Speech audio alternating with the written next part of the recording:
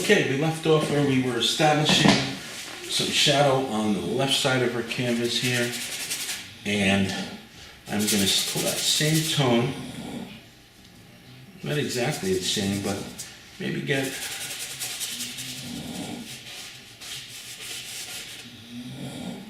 it's a nice thing if you've got color on one side, it's nice to pull it in different places in your picture. Creates a nice unity. Boy, that little piece of hidden in there bothers me. But I'm gonna get a little bit of red in here, maybe mix a little ochre. And what the red does is it pulls our picture forward. What I mean by that is we're always trying to create the illusion of depth, right? So, or trying to create the illusion of whatever we're painting, seascape, landscape, still life.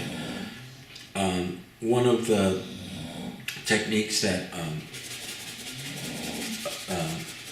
our master landscape painters and seascape masters is if we get a little bit of color in the foreground,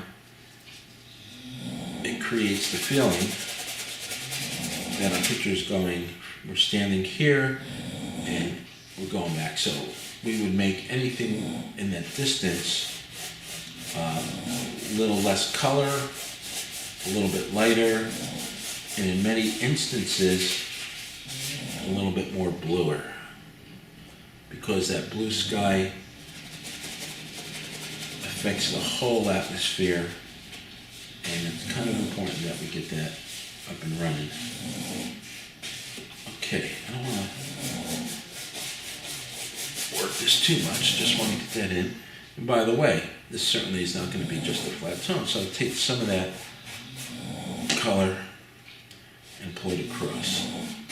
If you notice, I'm doing a big portion of this painting right now with my big brush, which is something you should try to do in all your paintings. The bigger the brush, the less you'll have the tendency to work details. And we want to save those details for last. We're still, even this, I'm getting way so much detail into there, but I'm going to get away from this now. I don't want to start putting all that stuff in when I have so much more of the painting here to approach. So I think I'm going to work my horizon, this back part of the water in. Now, we could simplify that into 3 tones. We're going to have our basic ocean tone. We're going to have some small swells, which are going to be darker, and then we can work some reflection colors in there too. So I want to keep this, that I'm working it in as a middle tone will work.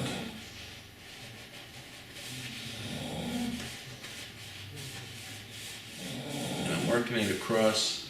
Notice I'm not trying to make that horizon line perfectly straight because it isn't. And in fact, later we'll get a dry brush and we'll soften that down a little bit. Regarding whether you paint from light to dark or dark to light, there's no rhyme or reason to that except for what's actually happening out there in nature. There have been days, and that's because of the action of the water itself. If there's a lot of energy in the water at this edge, you're going to see a lot of lights and darks in there because the water's constantly moving. It's not only moving back to forward, but it's moving right to left. So it's constantly going this way and going that way as it's coming forward. And we need to reflect that in our picture. I know I'm going to get some white on this edge. So what I think I'm going to do is keep it. I didn't get to that yet, but I want to just save that right there. I don't want to paint into that yet, because that's where I'm going to put a little white, and I don't want it to blend too much. And in fact, what I was starting to say, so at this edge, I might go a little tiny bit darker.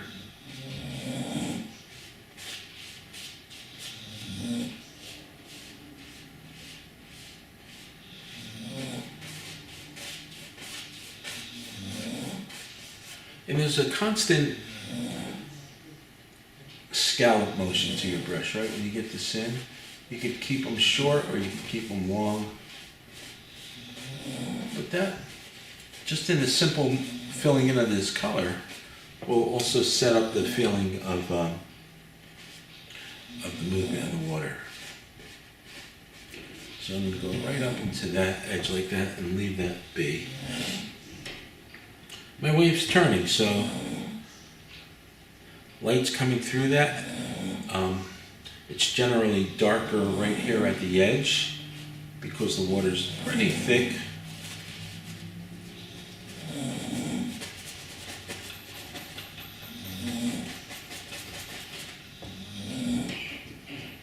And almost, get a little green in there.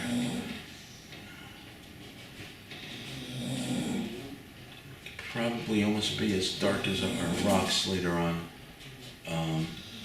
We want to create the feeling, or the illusion that this water's turning, and as it's turning, it's thinning out, right? Once that energy that's underneath the water hits the edge of the shoreline, it dissipates, right? It kind of peters out, and then all that's left is the crashing wave. I'm going to pull this up a little bit. But in general, at top here, let's thin that out a little bit. So I'll take some of this green and a little bit of ochre and start from that top edge.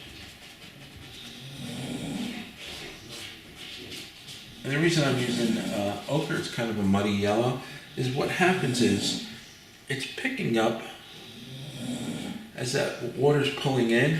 Again, I like to call it energy other than just water. As it's pulling in, it's pulling up some sand, it's getting really mucky.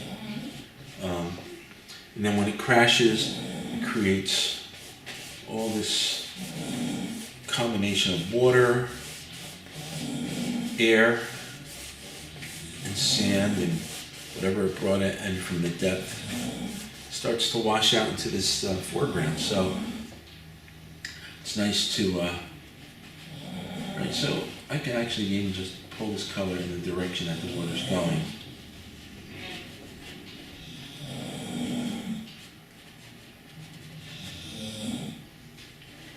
Remember how bright that was before, so now I'm kind of toning it down a little bit. Might get a little bit of a softer brush and just bring this across on a slight angle. I don't want to totally lose that color in there because that is kind of pretty. And if we hit it just right,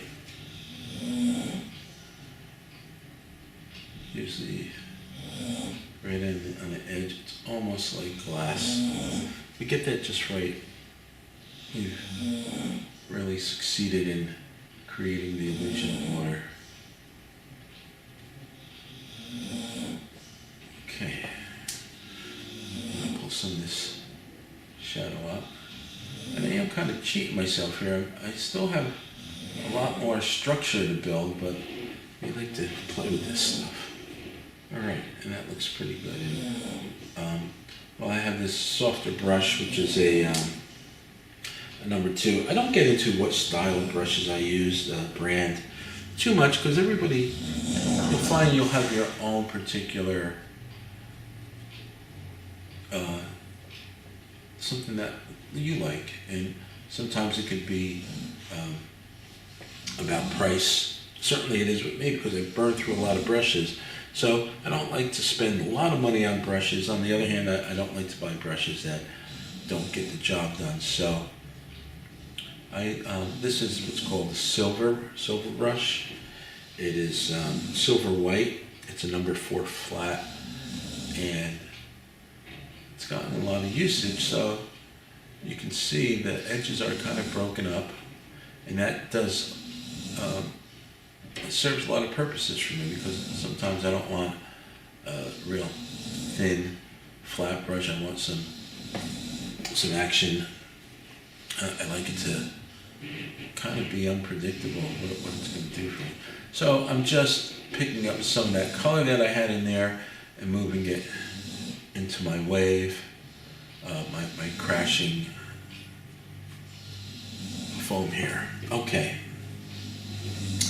looking good. So again, I like this color that's on there. Maybe I might introduce it in the front here. And like I said before, this is just a lot of different colors. So I'm going to pull some of this off here, pull it into that. Little yellow, little orange in there. That color gets just so beautiful when it pulls into the edge.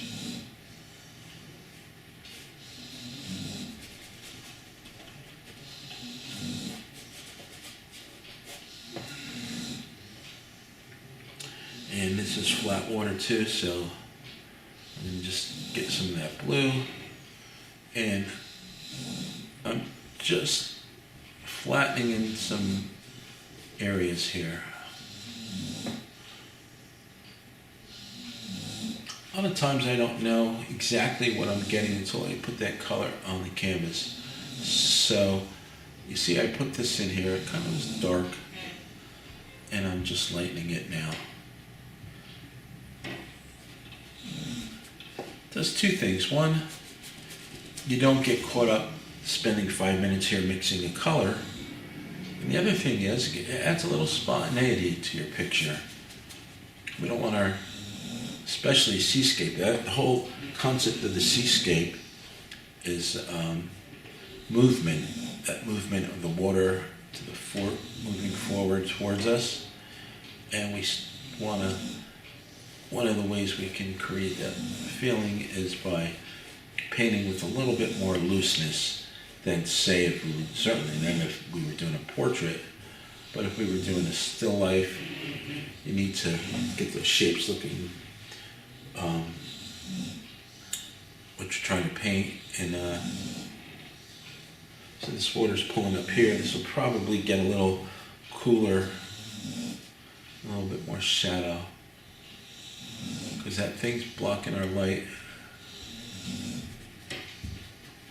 So we'll just cool that down a little bit. What's coming in here?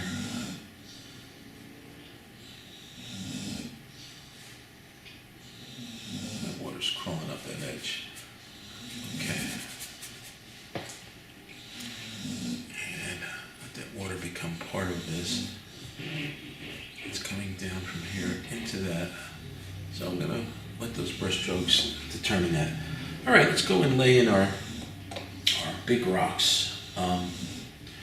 Before we do that, I'm probably hitting the 15-minute mark with this video, so I'll come back to that in the next segment, which is going to end in about 2 minutes. So I'm going to start to establish. Again, I get that big brush. Start to establish some shadow patterns underneath this little wave that's crawling up. I want to pull that light, because I don't want that wave to be too pronounced out into the flat water. So, doing the same thing here. And it's really just maybe some gray, dark gray. Put a little ochre into that mix, and I'm just letting that brush dance right on the edge there.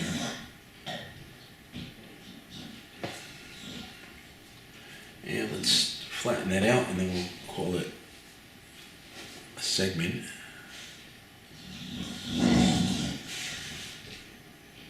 All right. That was my timer telling me I ran out of time. So we'll be back in a minute.